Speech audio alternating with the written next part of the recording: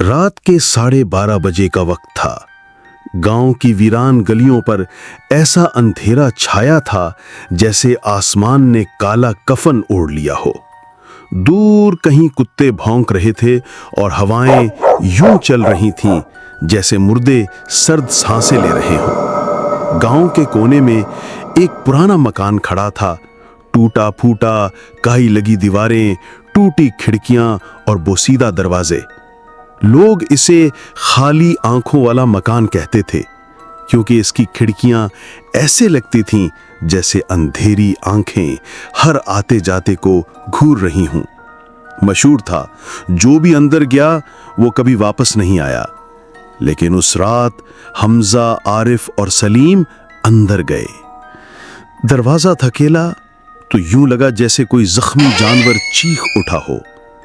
अंधेरा, टूटी तस्वीरें और इन तस्वीरों के चेहरे, खाली आंखों के सुराख। सलीम ने, यार ये तस्वीरें हमें देख क्यों रही हैं? फिर खामोशी के बाद डरावना झटका और अगले ही लम्हे एक तस्वीर में बनी औरत ने गर्दन हिलाई। खिड़कियां जोर से बंद हो गईं। अंधेरा छा गया। अलमारी के अंदर हल्की हंसी। दरवाजा खोला तो कुछ नहीं था, लेकिन ताजा कदमों के निशान ऊपर सीढ़ियों की तरफ जा रहे थे। ऊपर कॉरिडोर, दरवाजे एक एक करके खुद खुलते गए। फिर अचानक एक बच्ची की हंसी। रोशनी डाली तो कोने में एक नन्ही लड़की खड़ी थी। आंखों की जगह स्याह खाली सुराख और चेहरे पर पुरस्रार मुस्कुराहट।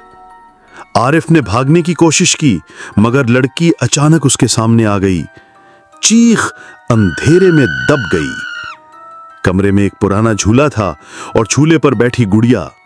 गुड़िया की आंखें सुर्ख और होंठ हिलने लगे। ये मेरा घर है, अब तुम भी यहीं रहोगे। वक्फा, फिर गहरी दहशतनाक आवाज।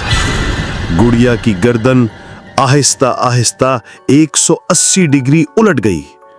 सलीम बेहोश होकर गिरा, मगर रोशनी वापस आई तो वो गायब था और दीवार पर खून से लिखा था, एक जा चुका, अब तुम्हारी बारी है। आईने के अंदर से बूढ़ी औरत ने आरिफ को खींच लिया। अब हमजा अकेला था।